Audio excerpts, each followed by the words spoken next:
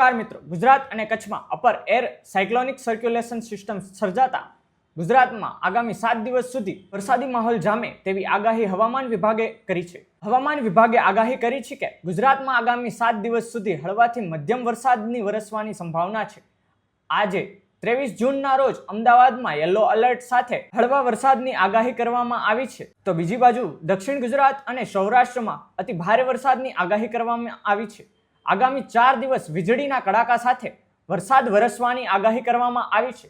આજે દાહોદ, વડોદરા, નવસારી, સુરત, છોટાઉદેપુર, ગીર સોમનાથ, ભાવનગર, દ્વારકામાં yellow alert જાહેર કરવામાં આવ્યું છે. સાથે જ ભારે વરસાદ પડવાની આગાહી હવામાન વિભાગે કરી છે. આગામી 24 થી 27 જૂન ભારે વરસાદની આગાહી પણ કરવામાં આવી છે. 25 થી 29 જૂન સુધી દરિયાકાંઠાના માછીમારોને દરિયો ન ખેડવા સૂચના અપાઈ છે. ગુજરાતમાં આગામી 27મી જૂનના રોજ વિવિધ શહેરોમાં ભગવાન જગન્નાથની રથયાત્રાનું આયોજન કરાતું હોય છે. મોટા ભાગે રથયાત્રા દરમિયાન મીછાટણા થતા હોય છે, પરંતુ આ વર્ષે વરસાદ વરસવાની આગાહી હવામાન વિભાગે કરી છે. ભગવાનના રથને વરસીને વહાલ કરશે.